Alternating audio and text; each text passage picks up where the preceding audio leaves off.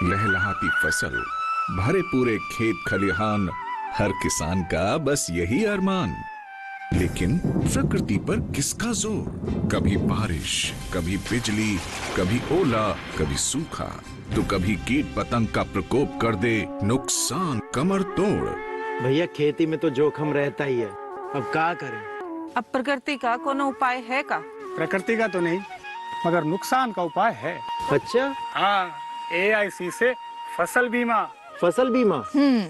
मतलब मामूली सा प्रीमियम दो और बड़ी चिंता से मुक्ति पाओ। अरे वाह! AIC से अपनी जरूरत अनुसार कोई फसल बीमा चुने, जैसे प्रधानमंत्री फसल बीमा योजना। बुआई से लेके कटाई तक प्राकृतिक आपदा से सुरक्षित रहे किसान। भरपाई हो पूरी अगर फसल का हो नुकसान, जब AIC का है साथ तो ना डर ना फिक्र की बात। Agriculture insurance company of India limited. AIC।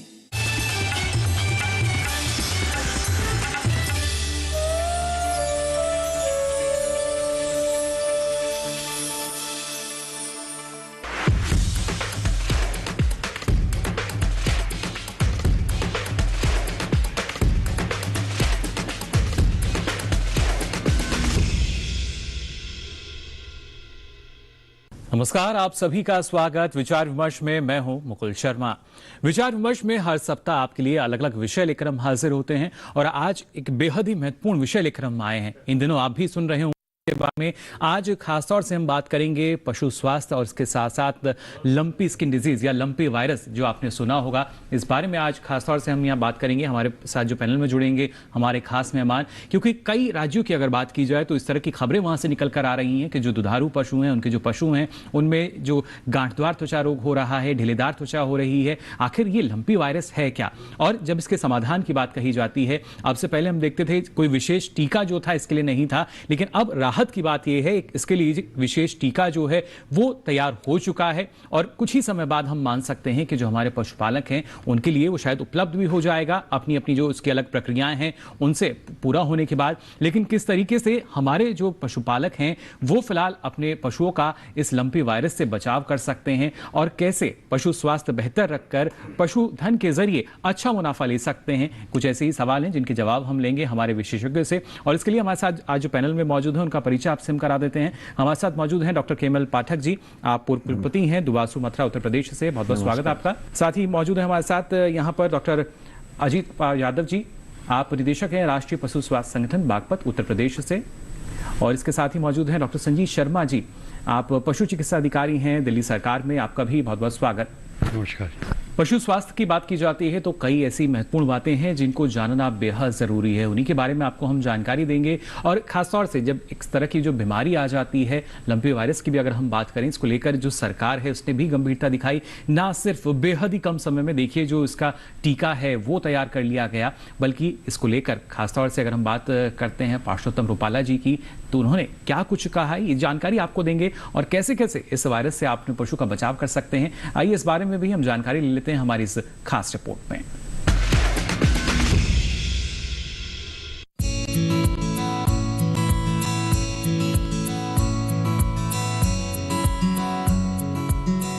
पशुपालन और डेयरी व्यवसाय की सफलता के लिए जरूरी है पशुओं का सेहतमंद होना।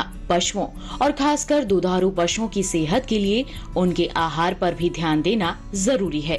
साथ ही बदलते मौसम में पशुओं को विभिन्न रोगों से बचाना भी जरूरी है। आहार की बात करें तो पोषण का प्रभाव पशुओं के शारीरिक विकास और प्रजनन पर भी पड़ता है। ऐसे में पशुओं को बिनौला, खल और खनिज मिश्रण दे। सेंधा नमक खिलाएं जिससे पशु की पाचन शक्ति बनी रहे। पशु को शरीर के भार के अनुसार ही खिलाना चाहिए। अच्छी किस्म का और पर्याप्त मात्रा में हरा चारा उपलब्ध नहीं हो तो गाय को 1 किलो और भैंस को 1.5 किलो दाना दें। गर्भावधि के अंतिम 2 महीनों में पशु को 1 से 1.5 किलो दाना प्रतिदिन देना चाहिए। पशु आहार देते समय कई बातों का ध्यान रखें। आहार संतुलित हो और एक निश्चित अंतराल पर पशु को खिलाएं, जिससे पशु को पाचन से जुड़ी परेशानी न हो। गर्मियों में पशु को समय समय पर पानी देते रहें वहीं अगर रोगों की बात करें तो पशुओं में गलघोटू, लंगड़ा बुखार, थनैला, मुंह पका, खुरपका, ब्रुसेलोसिस और बांझपन जैसे रोग लगने की आशंका रहती है। बांझपन के कई कारण होते हैं, जैसे गर्भधारण कर एक बच्चे को जन्म देने में विफलता, मादा में कुपोषण, संक्रमण, जन्मजात दोष, गलत प्रबंधन और हार्मोनों में असंतुलन। बांझपन से बचाने के लिए ब्रीडिंग कामोत्तेजना अवधि के दौरान की जानी चाहिए। अगर पशु कामोत्तेजना नहीं दिखाते हैं या फिर जिन्हें यौन चक्र नहीं आ रहा हो तो उनकी जांच करा लेनी चाहिए। साथ ही पशुओं को ऊर्जा के साथ प्रोटीन, खनिज और विटामिन वाला संतुलित आहार देना चाहिए। ये गर्भाधान की दर में वृद्धि करता है। थनैला एक संक्रामक रोग है और एक पशु से दूसरे पशु में फैलता है। थनैला होने पर दुधारू पशुओं के थन में सूजन और कड़ापन आ जाता है, जिसका असर पशु की दूध देने की क्षमता पर पड़ता है। बचाव के लिए थनों का समय समय पर परीक्षण करते रहें।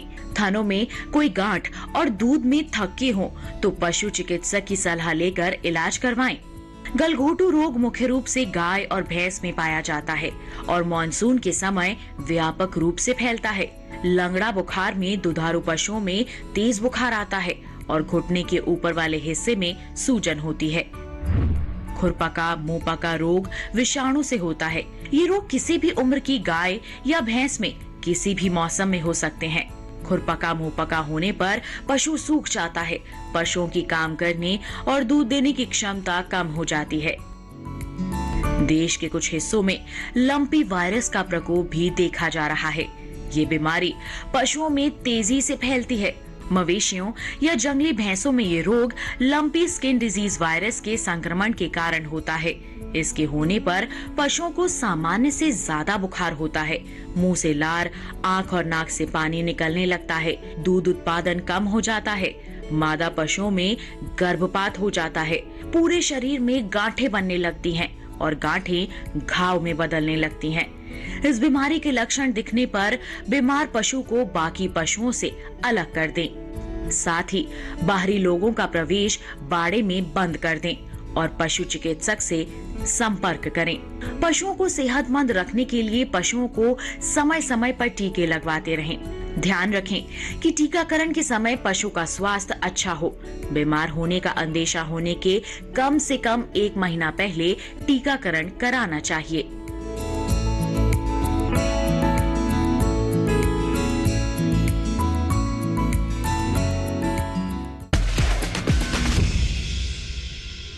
तो जाना आपने इस रिपोर्ट में किस तरीके से कितना जरूरी हो जाता है कि इस मौसम में भी हम जो पशु स्वास्थ्य है उसका जरूर ख्याल रखें।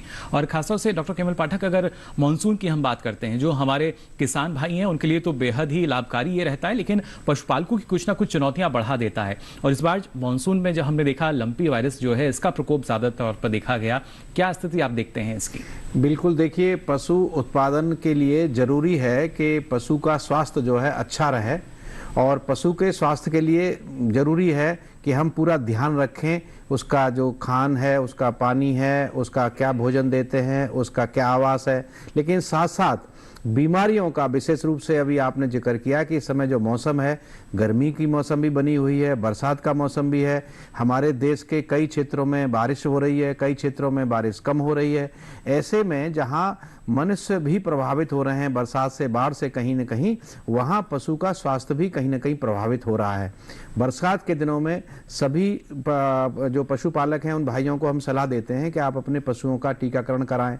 इस समय एक नई बीमारी, जिसको हम नई, हालांकि ये बीमारी हमारे यहाँ 2019 में भी आई थी, लेकिन उस समय इसका प्रकोप उतना नहीं था, लंपी स्किन डिसीज, जिसको हम जो है गांठदार त्वचा रोग भी कहते हैं, एक वायरस से होने वाला रोग है।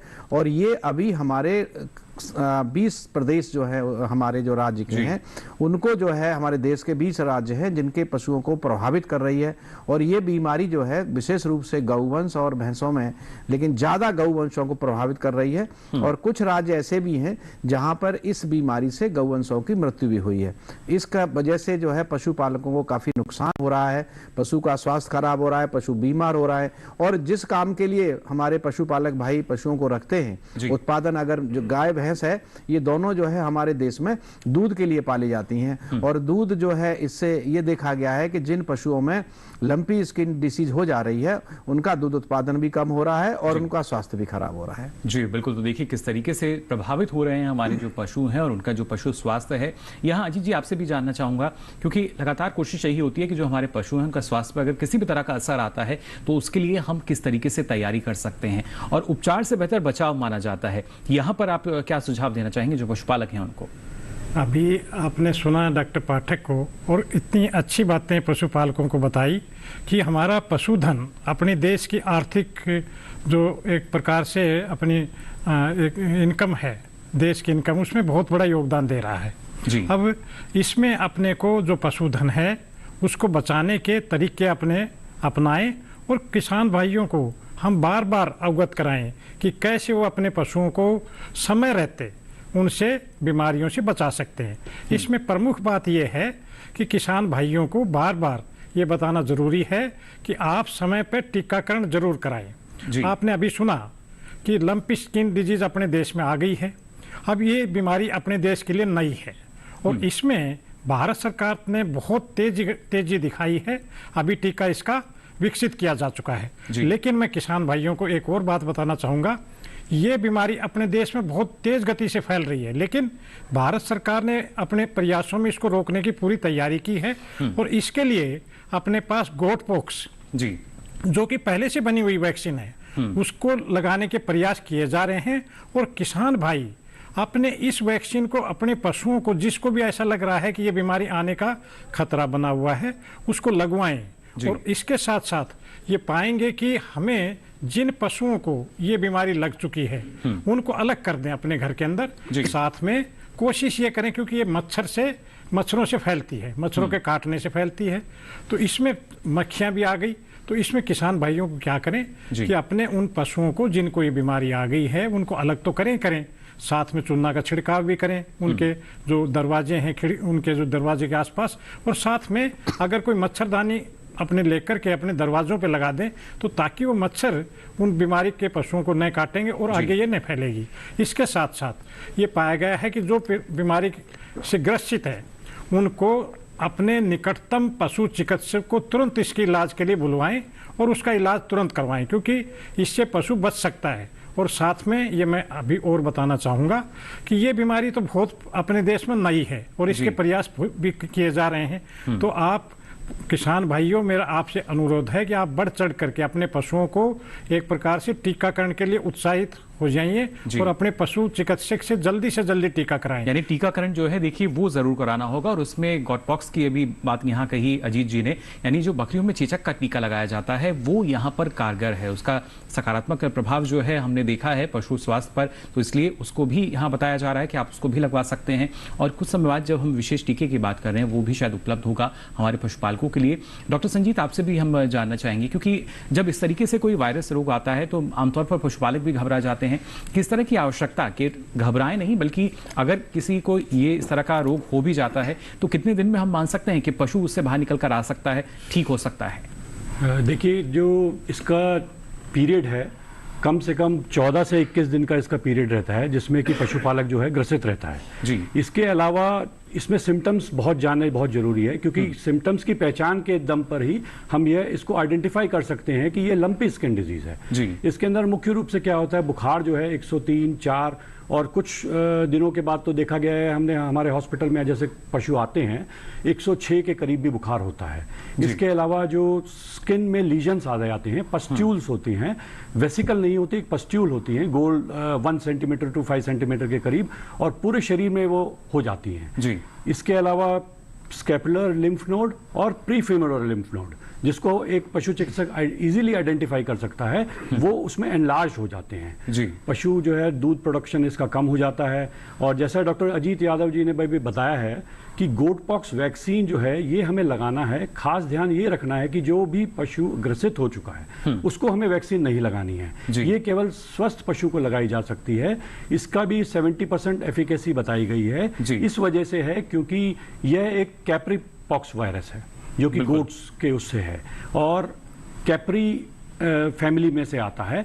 और इसके जिस तरह से सिम्टम्स देखे गए हैं उसका हमें इम्यूनिटी जो है, पशु की जो बीमारी से लड़ने की क्षमता है उसको हमें बढ़ाना है।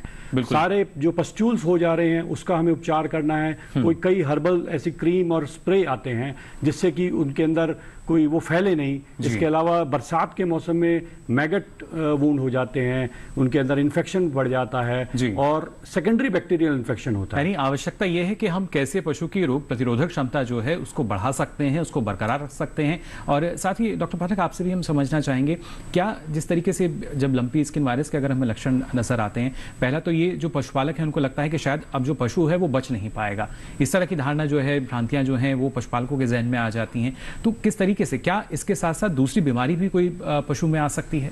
देखिए, पहली बात तो मैं अपने पशुपालक भाइयों को ये बताना चाहूँगा कि ये बीमारी है, हाँ आ गई है और नई बीमारी है, लेकिन ऐसा नहीं है कि पशु का अगर समय से उपचार कर दिया जाए, और इसका उपचार, क्योंकि ये वायरल बीमारी है, वायरस से होने वाला रोग है, तो वैक्सीन ही इसका सबसे बड़ा जो है उपचार और बचाव है। तो ऐसा नहीं है कि पशु को अगर आप सही ढंग से इसका स्वास्थ्य और भी ध्यान रखेंगे, उसको खाना पीना ध्यान रखें, उसका जो मैनेजमेंट है वो ज़्यादा अच्छा रखें, साथ ही साथ जैसा अभी विशेषज्ञ बता रहे हैं हमारे साथ के कि जो इसकी वैक्सीन है, गोट पॉक्स वैक्सीन, उसको लगा के रखें, तो पशु की ऐसा नहीं है कि आप, और इसमें किसी तरह का पैनिक होने की, घबराने की आवश्यकता नहीं है। हाँ, ये जरूर है कि थोड़े दिन पशु बीमार रहता है तो पशुपालक भाइयों को नुकसान किस रूप में रहता है, पशु का स्वास्थ्य खराब होगा तो उसका उत्पादन घट जाएगा, लेकिन ऐसा नहीं है। हाँ, ये जरूर है कि ये बीमारी अगर आपके पास ज्यादा पशु हैं, एक पशु है कोई बात नहीं, ज्यादा पशु हैं बाड़ों में, एक पशु से दूसरे पशु में भी जाती है। हालांकि जैसा कि डॉक्टर यादव और डॉक्टर शर्मा बता रहे हैं कि ये जो बीमारी है, ये जो खून चूसने वाली जो मच्छर, मक्खी और जो टिक्स होते हैं उनके द्वारा संचरित होता है ये वायरस। और इसके अलावा भी एक अगर बीमार पशु हो गया है तो बीमार पशु से जो दूसरे स्वस्थ पशु को भी हो जाएगा। इसके साथ साथ जो इक्विपमेंट होते हैं इसमें जो काम आते हैं, या कभी कभी देखा गया है कि संक्रमित चारा है वो भी जो है इस वायरस को फैलाने में, या उसका सलाइवा है पशु का दूसरे में टच कर जाता है। तो इसको जानने का तात्पर्य जो आज हम आपको बताने जा रहे हैं वो ये है कि अगर आपके पशु को इस तरह के सिम्टम आ जा रहे हैं, एक पशु को आ गए, आपके पास 10 पशु हैं, तो उसको तुरंत उससे आइसोलेट कर दें और मन में कोई किसी प्रकार का डर नहीं बिठाएं। अगर समय से अगर आप ये सब सावधानी बरतेंगे, विशेष रूप से जो उसके रखरखाव की सावधानी है, तो आप अन्य पशु को भी उससे बचा लोगे। जो बीमार पशु है अगर उसमें लक्षण आ गए, क्योंकि शुरुआत में इसमें क्या होता है बीमारी में कि ये बुखार रहता है, इसमें 5, 6, 7 दिन जो है 41 डिग्री सेल्सियस बुखार रहेगा, 106 डिग्री जिसको बोलते हैं वो बुखार रहेगा। पशु स्वस्थ जो है सुस्त हो जाएगा, खाना पीना बंद करेगा, और आप धीरे धीरे देखोगे कि पशु के जो पूरा शरीर है उसके ऊपर धीरे धीरे करके जो है दाने दाने, इसीलिए इसका नाम लंपी स्किन डिसीज या दागदार जो है, दानेदार जो त्वचा है, इस बीमारी का नाम रखा गया। अगर ऐसा देखने को मिलता है तो तुरंत अपने पशु को दूसरे पशुओं से अलग कर दें, बाड़े से अलग कर दें और दूसरे पशुओं के संपर्क में नहीं आए। एक चीज यहां और बताना चाहूंगा कि कुछ लोगों में भ्रांति रहती है, क्योंकि अभी हमारा देश, हम लोगों ने, सबने, पूरे विश्व ने जो है सफर किया है कोविड से, तो ये कोई ऐसी बीमारी नहीं है कि जो पशुपालकों में हो जाएगी। इस तरह की भ्रांति भी कुछ लोग करते हैं कि ये वायरस है तो क्या हो गया, पशुपालक में तो नहीं हो जाएगी। तो इसका ध्यान रखिए कि ये बीमारी जो है पशुपालक में नहीं होगी, या जो हमारे साथ में, क्योंकि पशु हमारे परिवार का सदस्य होता है, हमारे बाड़ों में, हमारे घर में रहता है। लेकिन आपको अगर पूरी सावधानी बरतेंगे, अगर वहां ध्यान रखेंगे, सफाई रखेंगे, और जैसे डॉक्टर यादव ने भी बताया, क्योंकि ये इसका जो संचारण है, जो इसका ट्रांसमिशन है, ये वायरस जो है, जो चीचड़ होती है या जो मक्खियां होती हैं जो खून चूसती हैं पशुओं का, या मच्छर होते हैं, उनके खून चूसने के साथ साथ इस वायरस को ये बीमार पशु से स्वस्थ पशु में ले जाके डाल देती हैं। तो आपको क्या करना है, जहां आपकी जो इसका घर है, जहां पशुओं को रखते हैं, बाड़ा है, वहां पे ऐसी व्यवस्था करें कि सुबह शाम आप धुएं की व्यवस्था करें, वहां मक्खी नहीं जाए, वहां मच्छर जो है पशु को काटने की व्यवस्था ऐसा न हो कि पशु के पास वो इस तरह की व्यवस्था करें कि वहां कीड़े और ये जो चीचड़ है, अगर आपके पशुओं पे चीचड़ लगी हुई है, बरसात में पशु के शरीर पर चीचड़ लग जाती हैं, सब जानते हैं पशुपालक भाई चीचड़ों का, तो चीचड़ों की दवा आती है आजकल, अगर ज्यादा कम लगे हुए हैं चीचड़ को हटा दें। तो यानी अगर इस तरह का अगर आप ध्यान रखोगे तो निश्चित रूप से आपके गांव में या आपके क्षेत्र में अगर लंपी स्किन आ गई है तो आपके पशु आप उनसे बचा सकते हैं। यानी साफ सफाई का देखिए विशेष महत्व है, क्योंकि ऐसे में जो मच्छर मक्खियां हैं वो वाहक बन जाते हैं, इस तरह के जब रोग फैलने लगते हैं तो साथ ही यहाँ अजीत जी आपसे भी जानना चाहेंगे, क्या लंपी स्किन वायरस जब आ जाता है या पशु में, एक गांव में अगर इस तरह के मामले आ रहे हैं, तो क्या इस बीमारी को हम दूसरी बीमारियों से जोड़कर भी देख सकते हैं? क्या उनके लिए भी ये किसी तरह का प्रवेश द्वार हो सकता है? ये आपने बहुत ही अच्छा सवाल किया और अपने किसान भाइयों के दिमाग में ये चल रहा है। देखो, कोई भी बीमारी आ सकती है या आ जाती है तो उसके अंदर दूसरी बीमारी आने के खतरा बना रहता है, क्योंकि इससे पशुओं की जो रोग रोधक क्षमता है वो कम हो जाती है जी। तो मैं तो ये चाहूँगा, क्योंकि देखो ये बीमारी तो एक नई है, लेकिन पशुओं के अंदर और भी बीमारियां अपने संक्रमण टाइप की पैदा हो सकती हैं। इस बीमारी का तो हमने अभी आपने देखा कि उसके रोग बचाने के उपाय किए कि भाई हमें वैक्सीन करनी चाहिए, लेकिन इस बीमारी के साथ साथ अगर, क्योंकि पशुओं में कई टाइप की संक्रमण बीमारियां हो सकती है, जिसमें खुरपक्का मुंह पक्का बहुत ही एक संक्रामक रोग है, इसकी साल में अपने को 2 बार वैक्सीन करवाते रहने चाहिए।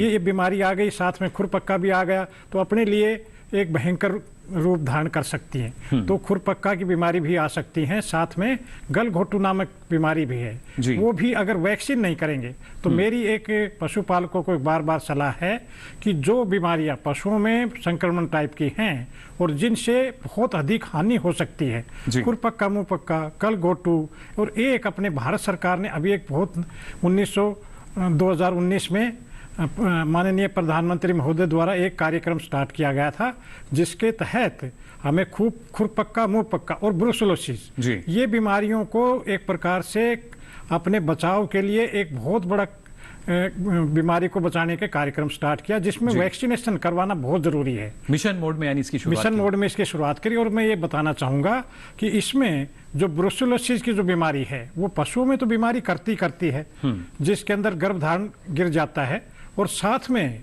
उसमें ये पाया गया कि वो मनुष्यों में बहुत भयंकर बीमारी पैदा करती है। तो ऐसे में पशुपालक क्यों नहीं अपना ऐसे तरीके अपनाए जैसे कि उसको समय पर, और ब्रुसेलोसिस में 4 से जो 8 महीने की जो मादा बछड़ियां हैं उनमें टीका करना बहुत जरूरी है। तो ये कार्यक्रम अपने भारत सरकार ने एक बहुत बड़े व्यापक स्तर पर स्टार्ट किया हुआ है। गाय ब्रुसेलोसिस भी नहीं आएगी, खुरपक्का मुंह पक्का नहीं आएगी, साथ में अपने गलघोटू भी नहीं आएगी, अगर अपन समय पर इनका टीकाकरण करते हैं। टीकाकरण इसलिए काफी महत्वपूर्ण हो जाता है, और इस बीमारी क्योंकि काफी खतरनाक बीमारी ना सिर्फ पशु बल्कि पशु से मनुष्य में भी आ सकती है।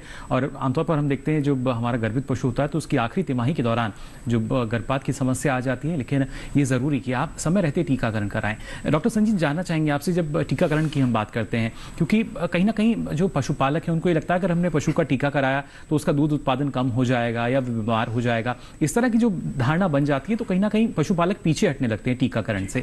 क्या स्थिति देखते हैं आप? देखिए, टीकाकरण की वजह से दूध उत्पादन में कोई कमी नहीं आती है। अगर जिस दिन टीकाकरण किया गया कि कुछ पशुओं में 1% 2% में जैसे बुखार की समस्या हो गई या उनके अंदर कोई ऑफ फीड हो गया, इन वजह से उसका दूध प्रोडक्शन कम होता है, वो प्रोडक्शन भी केवल 1 या 2 दिन के लिए कम होगा, रेगुलर कम नहीं होगा, और वो वापस रिकवरी पे मोड पे आ जाता है। इसीलिए ये ध्यान रखना चाहिए कि हमने देखा है कि फील्ड में जब भी हम वैक्सीनेशन के लिए जाते हैं तो या तो वो ये कहते हैं कि पशुपालक की इससे दूध कम हो जाएगा, या कहते हैं कि प्रेग्नेंट एनिमल है हमारा तो हम अगर इसको लगवाएंगे तो इससे अबॉर्शन हो जाएगा, गर्भ जो है गिर जाएगा। तो इस तरह की समस्या कभी भी नहीं आती है। दूध उत्पादन 1 या 2 दिन के लिए कम होता है, और पशुपालक को यह समझना होगा कि अगर यह बीमारी आती है तो दुग्ध प्रोडक्शन जो है 15 दिन, 20 दिन और 1 महीने तक का नुकसान उसको उठाना पड़ेगा। अगर 1-2 दिन का वैक्सीन की वजह से अगर कुछ पशुओं में होता है, वो भी केवल कुछ पशुओं में, हर पशुओं में नहीं होता है, तो इसका ध्यान रखना है। और इसके साथ साथ अगर कोई उसको कैल्शियम है या मिनरल मिक्सचर है या इस तरह की चीज साथ में अगर हम देते हैं तो दूध प्रोडक्शन जो है मेंटेन किया जा सकता है। चलिए, बिल्कुल। देखिए, जो समस्या आपको लगती है उसका समाधान भी हो सकता है। आवश्यकता तो सिर्फ इस जानकारी को जानने की, समझने की और अपनाने की। आगे भी जो जानकारी है आपको हम देंगे, लेकिन फिलहाल यहाँ रुकने एक छोटे से ब्रेक के लिए जल्द हाजिर होंगे। आप बने रहिए दूरदर्शन किसान पर।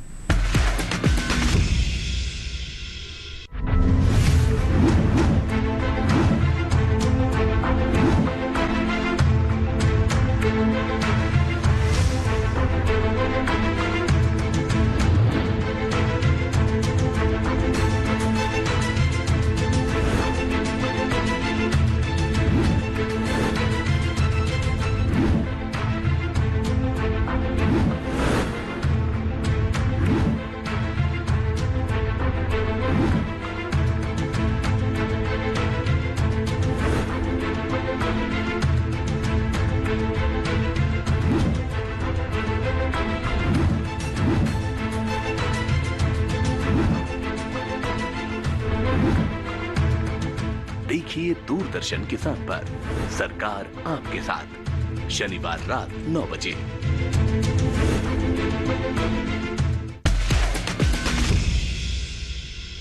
ब्रेक के बाद आप सभी का एक बार फिर स्वागत विचार विमर्श में। आज हम बात कर रहे हैं पशु स्वास्थ्य और लंपी वायरस के बारे में, किस तरीके से जो लंपी स्किन डिजीज है वो अलग अलग राज्यों के पशुओं में देखने को मिल रही है और उसके साथ साथ जो पशु स्वास्थ्य है वो कैसे हमारा प्रभावित हो सकता है।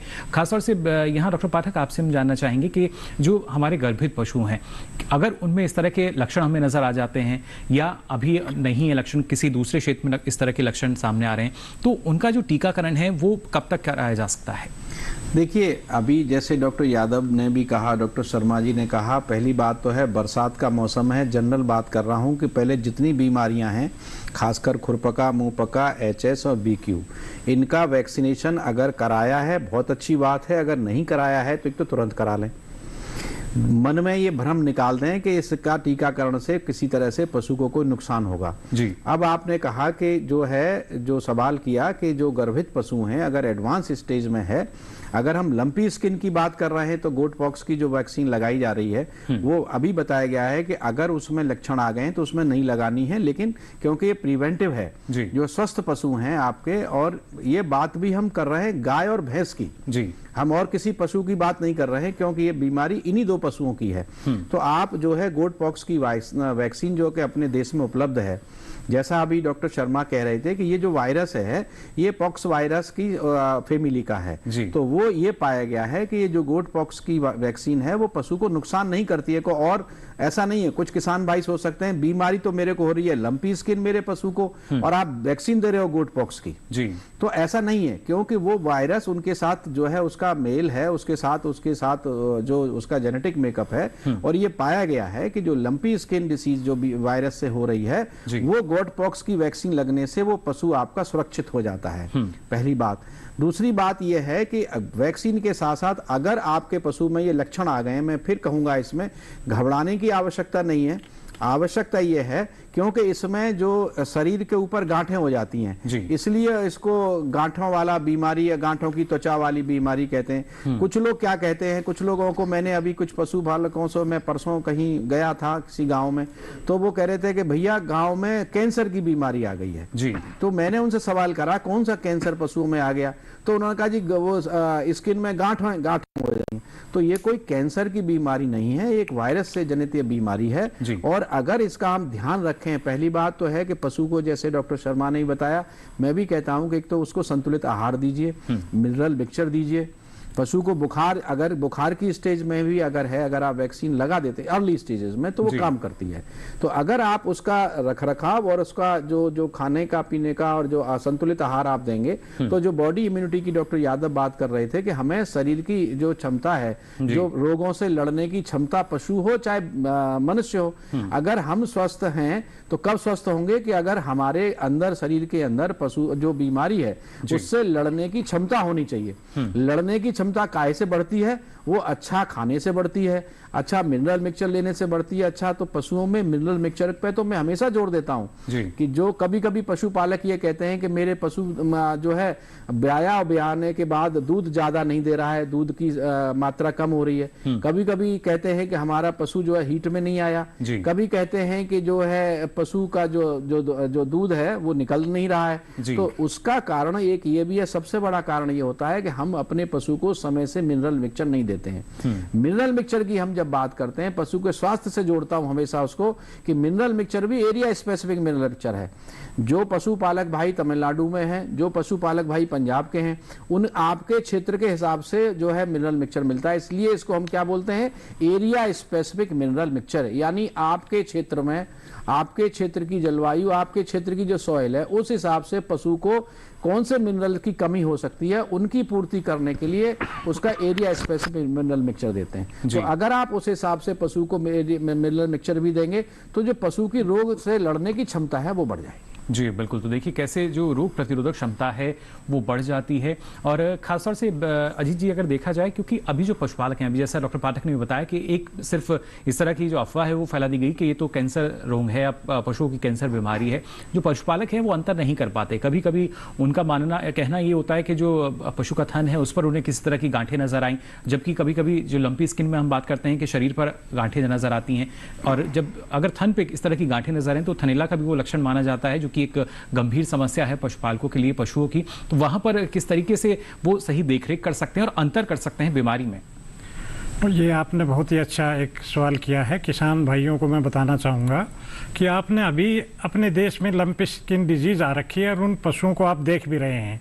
पहले बीमारी अपने देश में नहीं थी, तो उस टाइम क्या अगर थनों पर अगर कोई इस टाइप की गांठें आ जाती थी तो ये लंपी स्किन डिजीज नहीं मानी जाती थी। और अभी देखो आप, सारे शरीर पर ही ये गांठें आ रही है, थनों पे भी आ सकती हैं। तो इस प्रकार से अगर सारे शरीर पर ऐसी गांठें नजर आ रही हैं तो इसमें माना जाता है कि एक प्रकार से लंपी स्किन डिजीज है। अगर सिर्फ वो थनों में रह रही थी और अपने देश में ये नहीं थी, तब तो ये माना जाता था ये किसी पॉक्स के लीजन से या किसी और बीमारी के लीजन से। तो किसान भाई अभी इस टाइम एक प्रकार से पहचानने की कोशिश करें कि लंपी स्किन डिजीज का जो प्रभाव है वो पूरे शरीर में दिखाई देता है।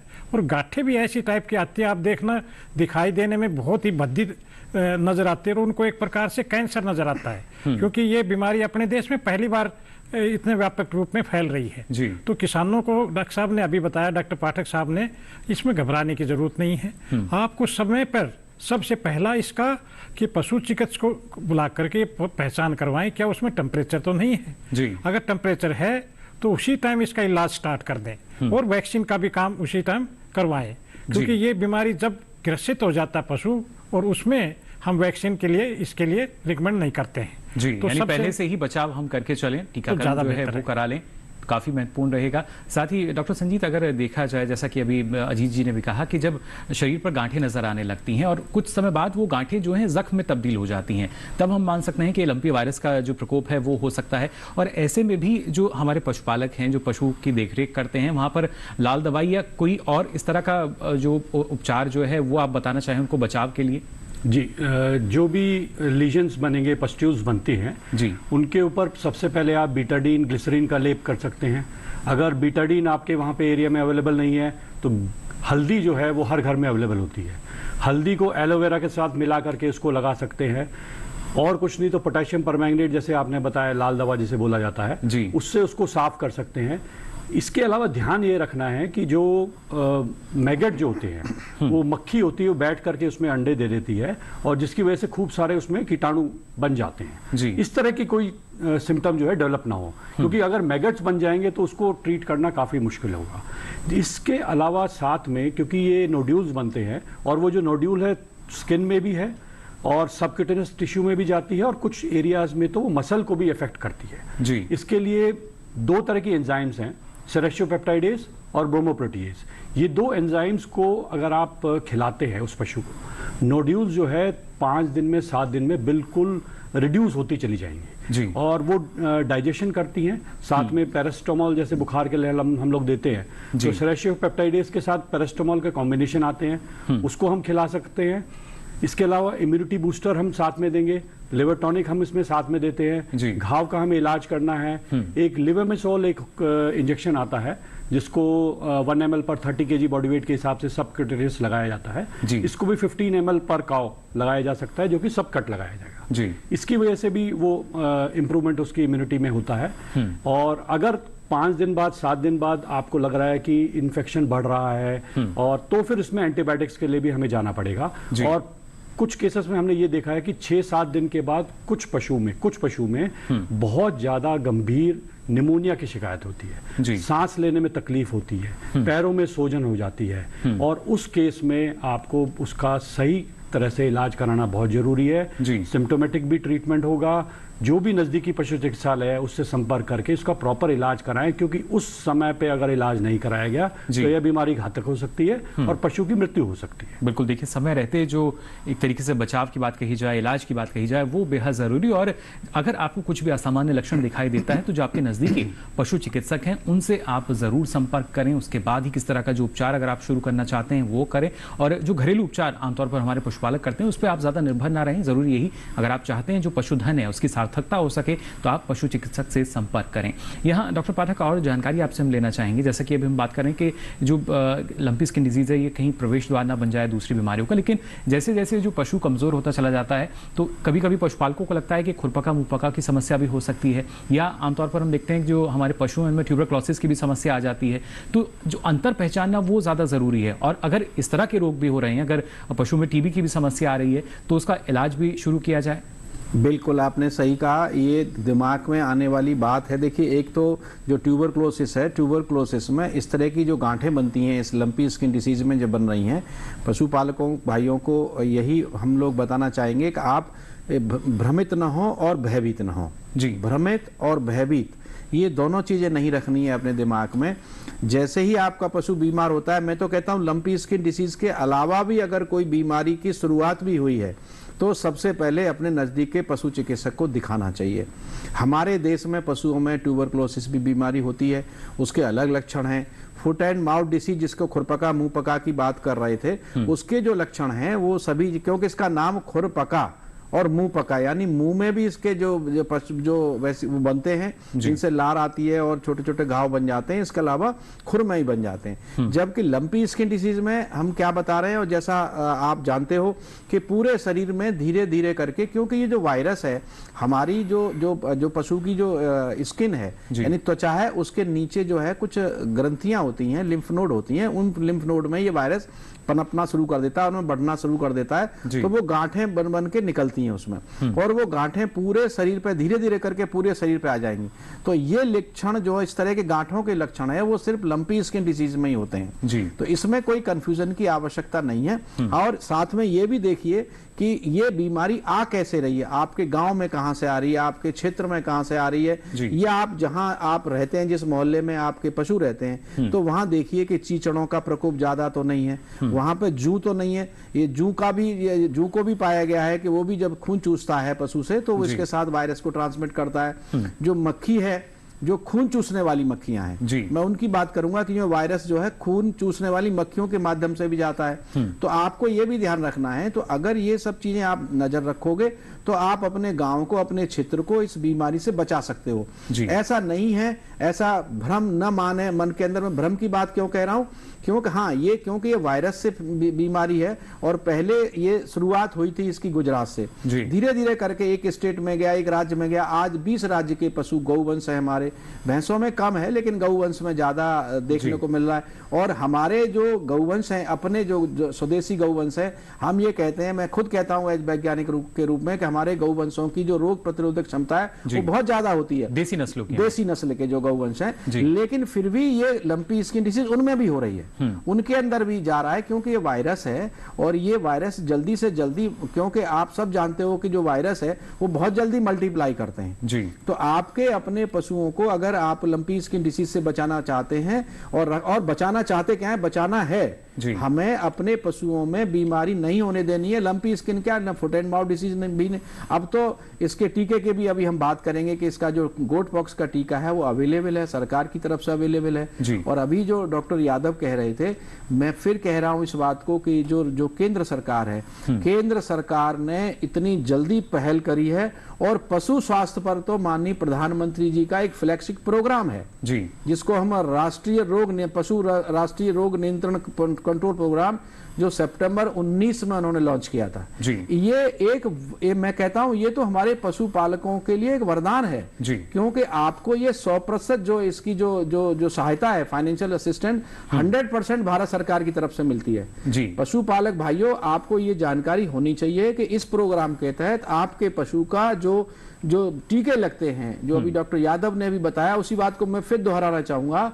आप ध्यान रखिए, इन टीकों के लगाने के लिए आपको एक पैसा नहीं देना है जी। बस आपको क्या करना है, आपने अपने पशु को नजदीक के पशु चिकित्सालय में ले जाना है और आपका जो माननीय प्रधानमंत्री द्वारा जो लॉन्च प्रोग्राम है उसके तहत आपका पशु 100% इन बीमारियों के अंडर में कवर होगा जी। ये वैक्सीन अगर आपने नहीं लगवाई है, अभी तक नहीं लगवाई है, तो कृपया अपने पशुओं को ये वैक्सीन लगवा लीजिए। एक बात। दूसरी टीकाकरण का यानी जो ख्याल है वो जरूर रखना चाहिए हमारे पशुपालकों को, और पशु स्वास्थ्य बेहतर रह सके, हमारे पशु निरोगी रह सके, इसके लिए निःशुल्क जो अभियान है देखिए वो चल रहा है टीकाकरण का। अजीत जी, और जानकारी आपसे हम इस बारे में लेना चाहेंगे, क्योंकि जो पशुपालक है उनको जानकारी नहीं हो पाती कि क्या जो टीकाकरण है वो निःशुल्क है या कौन सा टीका कब लगवाना है। अभी का जो समय है, हालांकि आमतौर पर तो ये कहा जाता है जब मानसून के पहले से यानी बारिश आने से पहले अगर हम टीकाकरण करा लें, लेकिन क्या अभी भी समय है? कुछ बीमारियों के लिए अगर टीकाकरण पशुपालक कराना चाहते हैं तो वो लगा सकते हैं इस महीने में? मैं पशुपालकों को ये बताना चाहूँगा कि भारत सरकार का जो टीकाकरण कार्यक्रम है खुर पक्का मुंह पक्का, उसमें साल में 2 बार टीकाकरण किया जा रहा है जी। एक बार बरसात से शुरू होने से पहले और एक बरसात के बाद 6 महीने के अंतराल पे, और ये टीकाकरण निःशुल्क बिना पैसे के अपने पशु चिकित्सा जो अधिकारी है वो घर घर जाकर कर रहे हैं। एक बात मैं और बताना चाहूँगा कि अब भारत सरकार ने एक नई स्कीम जारी की है, पशु स्वास्थ्य इनका कार्ड बनाया गया है जी। उस कार्ड का क्या जानकारी है, उसमें पशुओं के बारे में सब कुछ जानकारी उसमें रिकॉर्ड की जा रही है। ये एक प्रकार से डिजिटलाइजेशन किया जा रहा है। उसका फायदा क्या रहेगा कि इस पशु को कब टीका लगा था और कब नहीं लगा था, और इससे एक प्रकार से जरूरी किया जा रहा है।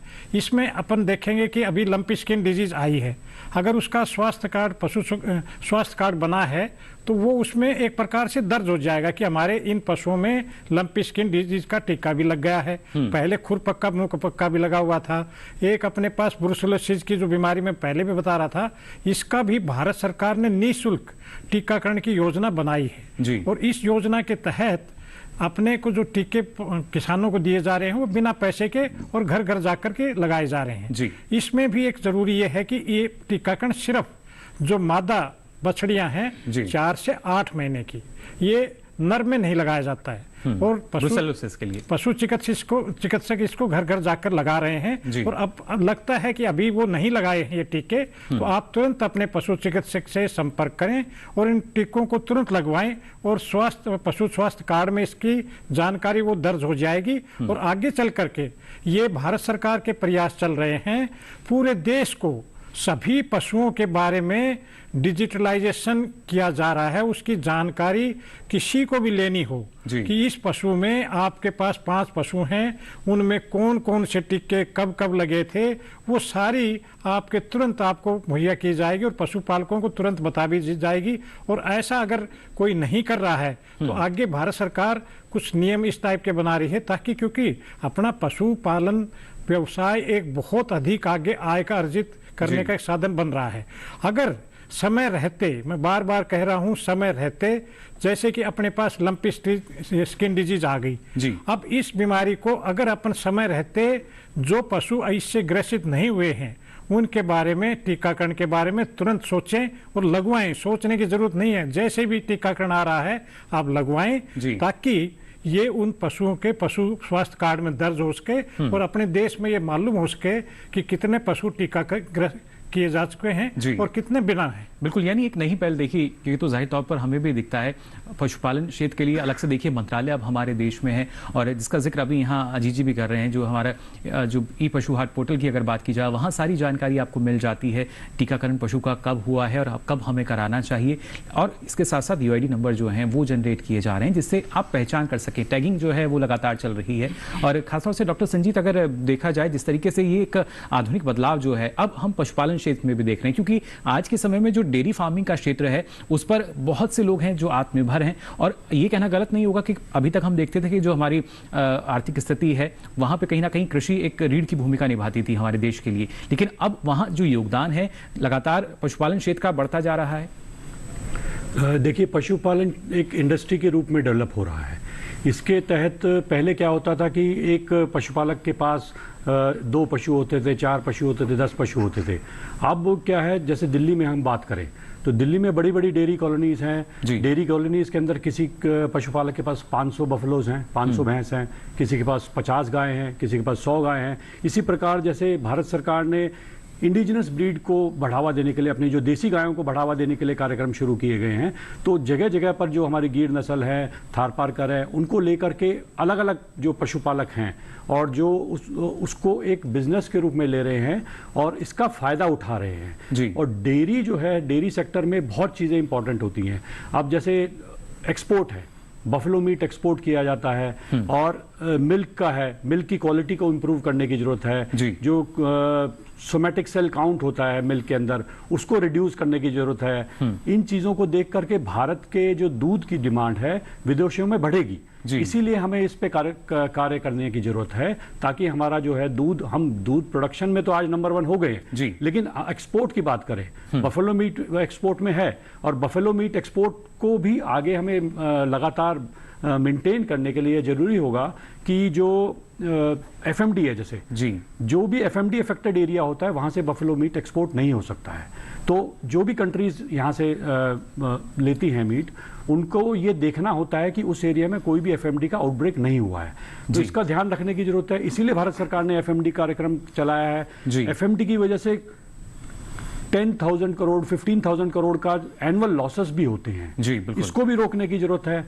दूध प्रोडक्शन में भी कमी आती है। तो देखिए, यानी अगर हम सावधानी बरतेंगे तो सीधे तौर पर जो हमें आर्थिक नुकसान होता है, एक पशुपालक को जो नुकसान हो सकता है वो आप रोक सकते हैं, उससे बचा सकते हैं। और उसके साथ ही अगर आपका नुकसान थम जाता है तो कहीं ना कहीं आपका जो मुनाफा है वो बढ़ने लगेगा। और पशुधन के साथ साथ हर पशुपालक की उम्मीद यही होती है कि जिस तरीके से दूध उत्पादन वो चाहते हैं बढ़े, साथ ही उनका मुनाफा भी बढ़ता रहे। लेकिन इसके लिए सावधानी अपनाना बेहद जरूरी। इस बारे में और भी जो जानकारी है आपके साथ हम साझा करेंगे, लेकिन यहाँ रुक रहे हैं एक और छोटे से ब्रेक के लिए। जल्द हाजिर होंगे, आप बने रहिए दूरदर्शन किसान पर। खुशहाल होंगे खेत, पशु रहेंगे स्वस्थ, सरकारी स्कीम का होगा लाभ, जब एक्सपर्ट्स का मिलेगा साथ, आपके सवाल विशेषज्ञों के जवाब, सिर्फ एक फोन कॉल की दूरी पर। देखिए किसानों का अपना प्रोग्राम हेलो किसान, सोमवार से शुक्रवार शाम 6 बजे से सिर्फ दूरदर्शन किसान पर। ब्रेक के बाद आप सभी का एक बार फिर स्वागत विचार विमर्श में। आज हम बात कर रहे हैं पशु स्वास्थ्य और लंपी वायरस की। किस तरीके से इस तरह की जो बीमारियां जब आ जाती हैं हमारे पशुओं में तो क्या उनका इलाज हो सकता है। ना सिर्फ लंपी स्किन डिजीज की बात की जाए बल्कि जो तमाम रोग हैं वहां पर आपको सावधानी अपनाना बेहद ज़रूरी है। और सबसे महत्वपूर्ण यही कि जो सावधानी अगर आप अपनाएंगे, साफ सफाई अगर आप रखेंगे तो काफ़ी हद तक तमाम जो रोग बीमारियाँ हैं उनसे आप अपने पशु का बचाव कर सकते हैं। लेकिन यहाँ जिस तरीके से हमने डॉक्टर पाठक शुरुआत में बात की कि जो लंपी स्किन डिजीज है इसके लिए बाकायदा एक विशेष टीका जो है वो तैयार किया गया है और ये टीका कहीं और नहीं बल्कि हमारे देश में ही तैयार किया गया है। इस बारे में आप क्या जानकारी साझा करना चाहेंगे? हाँ, देखिए मुकुल जी, ये बहुत अच्छी जो है ये खुशी की बात है, क्योंकि ये जो लंपी स्किन जितनी जल्दी हमारे देश में आया उतनी जल्दी हमारे जो पशु चिकित्सा क्षेत्र से जुड़े हुए वैज्ञानिकों ने वो दिन रात उन्होंने मेहनत करके और स्वदेशी निर्मित, जिसको हमारे माननीय प्रधानमंत्री जी कहते हैं कि मेक इन इंडिया का सबसे अच्छा एग्जाम्पल एनिमल हेल्थ में, पशु स्वास्थ्य में अगर है तो ये है कि लंपी स्किन डिसीज की जो वैक्सीन है स्वदेश में निर्मित, हमारी तरह पूरी तरह से भारतीय, यानी भारतीय का कहने का तात्पर्य है कि जो वायरस हमारे देश में सर्कुलेट हो रहा है, हमारे पशुओं में वायरस सर्कुलेट हो रहा है, उसी वायरस पे काम करके दिन रात मेहनत करके हमारे जो वैज्ञानिक हैं पशु चिकित्सा क्षेत्र से, इसके लिए विशेष रूप से हमारे 2 संस्थान के वैज्ञानिकों को बधाई दूंगा। और हमारे पूरे देश के पशु पालकों को जानकारी होनी चाहिए कि एक हिसार में इक्वाइन का, घोड़ों का एक संस्थान है और एक इज्जतनगर में हमारा IVRI इंडियन वेटरी रिसर्च इंस्टीट्यूट और हिसार का इक्वाइन रिसर्च इंस्टीट्यूट, यहाँ के वैज्ञानिकों ने दिन रात मेहनत करके लंपी प्रोवैक वैक्सीन जो है वो बनाई है जी। ये पूरी तरह से स्वदेशी तकनीक से बनाई गई वैक्सीन है और ये बड़ी इफेक्टिव है। इसके जो शुरू के जो परिणाम देखे गए और इसका जो इसको जो लॉन्च किया था वो हमारे माननीय कृषि मंत्री और माननीय पशुपालन मंत्री के द्वारा किया गया था। तो वैज्ञानिकों को मैं इस बधाई दूंगा और उनका जो प्रयास था और इस तरह से एक नया एक आयाम खोला गया है कि धीरे धीरे करके जैसे ही बीमारी आई हमारे पशुओं में, हमारे वैज्ञानिकों ने मेहनत शुरू कर दी और इसकी वैक्सीन आज हमारे देश में उपलब्ध है। हालांकि वैक्सीन का अभी कॉमर्शियली ये अवेलेबल नहीं है, लेकिन ये एक अच्छी बात है कि बहुत शीघ्र ही इस वैक्सीन का कॉमर्शियल प्रोडक्शन की बात हम कहते हैं। क्या मतलब है, जिस तरह से एफएमडी की वैक्सीन बहुत सारी कंपनी बना रही है, प्राइवेट कंपनी जो है इसको लेंगी, तो स्वदेश निर्मित यानी मेक इन इंडिया वैक्सीन जो है हमारे वैज्ञानिकों के द्वारा लंपी स्किन बीमारी के लिए बनाई गई है। जी, तो देखिए लंपी प्रोवैक नाम से अभी तक ये जो वैक्सीन तैयार की गई है, और जैसे हमने आपको कहा, क्योंकि जब भी कोई नई वैक्सीन आती है तो उसमें समय लगता है, जितना समय पहले लगा शोध में, उसके बाद इसको बाजार तक पहुंचाने के लिए या पशुपालकों तक पहुंचाने के लिए जो इसमें समय लगता है, अब उसकी प्रक्रिया हम मान सकते हैं कि वो लगभग शुरू हो चुकी है और कुछ समय बाद ये पशुपालकों को मिलने भी लगेगा। लेकिन अजीत जी, अगर देखा जाए तो कभी कभी जो पशुपालक हैं उनकी समस्या यही रहती है कि या तो उनको जो टीकाकरण है उसकी जानकारी नहीं हो पाती, या जो वैक्सीन है वो उपलब्ध नहीं हो पाती। इस दिशा में किस तरीके से सरकार द्वारा कार्यक्रम चलाया जा रहा है? मैं भारत सरकार के द्वारा जो प्रयास हो रहे हैं उनके बारे में बताना चाहूँगा, क्योंकि भारत सरकार ने इस बीमारी को एक प्रकार से रोकथाम करने के लिए बहुत अधिक तेज गति से प्रयास किए जा रहे हैं। इसमें ये देखा जा रहा है कि क्योंकि अभी डॉक्टर पाठक साहब ने बताया कि भाई देखो, हमारे पास अपनी खुद की टेक्नोलॉजी से वैक्सीन बनाई है जी, और ये वैज्ञानिकों के बहुत अच्छे प्रयास हैं और अपने देश में ही निर्मित है, तो एक प्रकार से ये मेक इन इंडिया का एग्जाम्पल सेट किया। लेकिन क्योंकि देखो, कोई भी वैक्सीन बनती है तो उसकी एक प्रक्रिया है जी, उस प्रक्रिया में कॉमर्शलाइज करने के लिए कई एक प्रकार से कदम हैं, जिसको एक प्रकार से जो कंपनी को बेची जानी उसमें समय लगेगा जी, और उस समय को नष्ट न करने के लिए, क्योंकि अपने पास ये पाया गया है कि जो अपनी गोट पॉक्स है, अगर गोट पॉक्स के टीके अपने पास कम उपलब्ध है तो शीप पॉक्स पे भी जा सकते हैं, वो भी इससे मिलती जुलती वैक्सीन है। लेकिन क्योंकि अब भारत सरकार के प्रयास हो रहे हैं कि जितने भी मैन्युफैक्चरिंग जो अपनी कंपनी है वो इसमें उनको ये कहा जा रहा है कि भाई ज्यादा से ज्यादा अपनी गोट पॉक्स अभी आप तुरंत स्केल, बहुत अधिक स्केल पे बनाएं, क्योंकि इससे क्या है ना कि अपने को बीमारी तो अभी आ रखी है, अब अपने को मान लो इस प्रक्रिया में और 6 महीने लग जाएंगे कमर्शियलाइजेशन में। लंपी स्किन डिजीज जो लंपी प्रोवैक जो बनाई है उसको समय को बर्बाद होने से और अपने पशुधन को बचाने के लिए अभी भारत सरकार ने नियम बनाए हैं कि आप ज्यादा से ज्यादा अभी प्रोडक्शन बढ़ाएं गोट पॉक्स वैक्सीन का और इसमें हमें कामयाबी ये मिल रही है कि ये प्रोडक्शन अच्छा दे रही है, मतलब पशुओं को बचाने में ये काफी कारगर सिद्ध हो रही है। जी बिल्कुल, देखिए इससे क्या होगा कि आगे चल करके अपने देश को अभी एक प्रयास किए जा रहे हैं कैसे न कैसे इसको यहीं रोका जाए, क्योंकि ये पशुधन को बहुत नुकसान कर रही है। तो गोट पॉक्स की बहुत तीव्र गति से प्रोडक्शन किया जा रहा है और इसकी सप्लाई चेन, क्योंकि ये देखो गोट पॉक्स भी एक प्रकार से कोल्ड चेन की जरूरत है इसको पहुंचाने में, तो सारे प्रयास किए जा रहे हैं कि कैसे ये गुणवत्ता के साथ, देखो टीका जब बनाया जाता है और जब तक लगाया जाता है उसमें पाया गया है कि गुणवत्ता किसी तरह से कम न हो, तो उस प्रकार से नियम कायदे बनाए हैं कि भाई ये अपनी जो वैक्सीन है गोट पॉक्स की, ये जब तक लंपी प्रो वैक्सीन नहीं आ रही उस टाइम तक इसको अच्छी तरह से लगाया जाए, इसकी कोल्ड चेन मेंटेन करी जाए और सभी पशुपालन के जो विभाग अपने देश के उनको बार बार भारत सरकार ने कई प्रकार से दिशा निर्देश दिए गए हैं।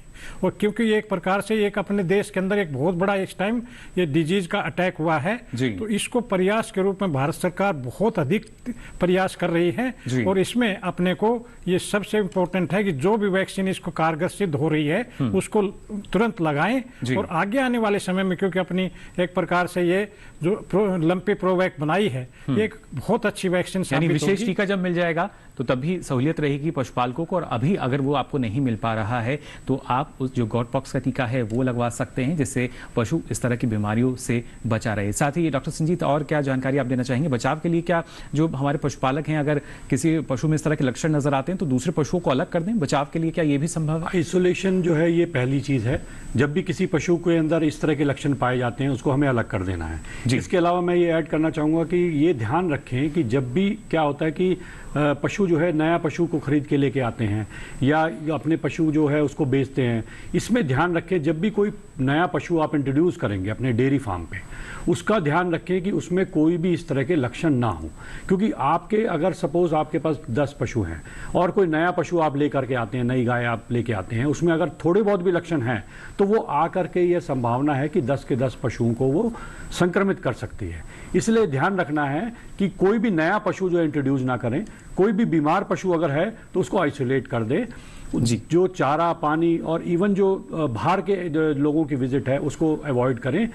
जो हेल्दी एनिमल्स हैं उनको एक संतुलित आहार दें, और किसी भी प्रकार के कोई लक्षण अगर नजर आते हैं तो चाहे वो बुखार है, चाहे उसमें लेजन्स आ जाते हैं, कोई निमोनिया की शिकायत है, पैर में सूजन आ रही है, या कोई और भी किसी प्रकार का कोई सेकेंडरी बैक्टीरियल इन्फेक्शन होता है, तो नजदीकी पशु चिकित्सक से संपर्क करके उसका समुचित उपचार कराएं। जी बिल्कुल, और ये उपचार देखिए समय से आपको करना होगा। सही समय पर सही जो उपचार अगर आप अपने पशु को देंगे तो इस तरह की जो गंभीर बीमारियां हैं, जो घातक बीमारियां हैं, वो नहीं फैलेंगी और इसके ज़रिए आपको किसी भी तरह का जो आर्थिक नुकसान है नहीं होगा। आप इस आर्थिक नुकसान से बच पाएंगे। और जैसा कि जो हमारे विशेषज्ञ थे उन्होंने भी कहा कि ना तो आपको यहाँ पर भयभीत होना है और ना ही भ्रमित होना है, इन बातों का भी आपको ख्याल रखना होगा। और आज आपने जाना कि कैसे जो पशु स्वास्थ्य है उसको आप बरकरार रख सकते हैं और साथ ही लंपी वायरस से भी अपने पशु का बचाव कर सकते हैं। इसके लिए हमारे जो तीनों विशेषज्ञ जिन्होंने इतनी महत्वपूर्ण जानकारी दी, इसके लिए आप सभी का बहुत बहुत आभार, बहुत बहुत शुक्रिया। नमस्कार। तो जाना आपने जो पशु है हमारे वो कैसे निरोगी रह सकते हैं, और जब इस तरह की कोई गंभीर बीमारी हमें नजर आती है तो उसके लिए ना सिर्फ देखिए हमें थोड़ा सा सक्रिय होना पड़ता है, गंभीर होना पड़ता है। जो सरकार है वो अपने स्तर पर गंभीरता दिखाती है, सक्रियता दिखाती है, तभी देखिए इतनी जल्दी हमें जो इसका विशेष टीका है वो अब हमारे सामने आ चुका है। पशु चिकित्सक जो हैं वो मुस्तैदी से काम कर रहे हैं और जो पशुपालक हैं उन्हें भी यहाँ पर थोड़ा सा और हम कह सकते हैं कि सावधान रहने की आवश्यकता है, सचेत रहने की आवश्यकता है, क्योंकि ना सिर्फ लंपी वायरस बल्कि हमारे पशुओं में अलग अलग समय पर अलग अलग जो बीमारियां हैं वो आ सकती हैं। इसलिए जरूरी यही कि हर बीमारी का समय से आप टीकाकरण कराते रहें, जिससे आपके जो पशु हैं वो निरोगी रह सकें, स्वस्थ रह सकें। फिलहाल आज के लिए विचार विमर्श में बस इतना ही, लेकिन चलते चलते आपको बता दें अगर आप अपना कोई सवाल या सुझाव हम तक पहुंचाना चाहते हैं तो आप हमारी ईमेल आईडी नोट कर लीजिए। हमारी मेल आईडी है vichar-vimarsh08@gmail.com। एक बार फिर मैं दोहरा देता हूं, vichar-vimarsh08@gmail.com। इस पर आप हमें ईमेल भेज सकते हैं और साथ ही अगर कोई समस्या से आप जूझ भी रहे हैं जो कृषि या पशुपालन क्षेत्र की है, हम कोशिश करेंगे कि उसकी जानकारी भी आपको दी जाए, उस विषय को अपने कार्यक्रम में हम शामिल कर सकें। फिलहाल आज के लिए विचार विमर्श में बस इतना ही। दीजिए इजाजत, नमस्कार।